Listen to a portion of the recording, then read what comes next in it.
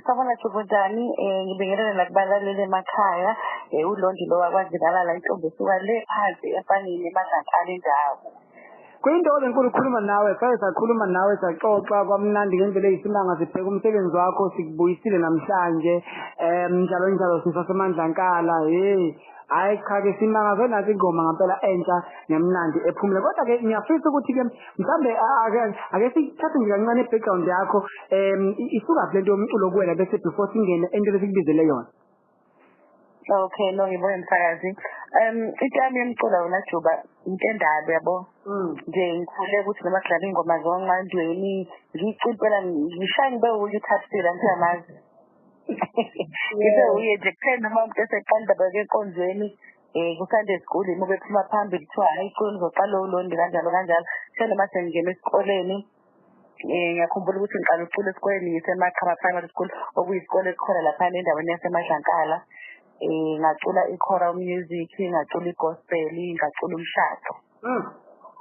So ngayiqonda nje lento ukuthi no ikimi ngiphiwe ayikho futhi nami engizoyenza. Kuhambe kwahamba-ke ngophela umuntu ugcine ephumile ngisesikoleni ngase sengingenela amanye amaqembu asendaweni.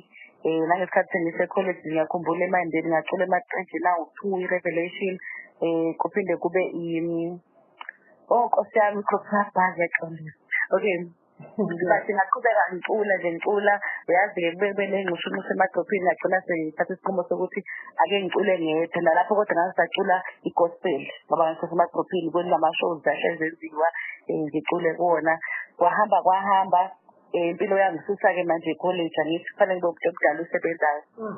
Lento yomculo vele ayisukile kumina nokuyila khona-ke ngabona ukuthi ake manje ngicula umculo engithanda ukuwucula ngokubuka njalo ukuthi umculo uyibhizinisi egcineni ukuthi kufanele ubuke into ethengwayo yabo. Ngeke kanjalo kwenze ukuthi ngibe ko-afro pop ngenze noma piano njalo njalo. Ngaqala-ke 2024 ngarekhoda ngakhipha-ke ingoma le siyazi sonke ubiza abadala ingoma yami engiyithanda kakhulu ngoba ingane yami yokuqala le first born ubiza abadala.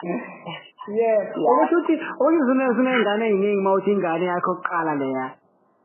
Nezaziwa abantu izintathu manje ngisukubiza abadala kube uthanda sami la engifike khona umenzi ebese kuba umsizeni. Zikhona lezinye ukuthi nje sasesiswini. Kakhulele yona Joe. Ngiyabona. Mhlawumbe ngiyazi ukuthi njoba usho ukuthi ibiza abadala nami ngaqala ukwazi ngalowo ngoma. Mhlawumbe ake siyibhekeni ukuhamba kwayo ey'tolo before singene kulezi ezimbili nazo siyeza kuzona. Kodwa asibuke le yokuqala ngayo abantu basakubuka nje bathi ubani lo muntu lo.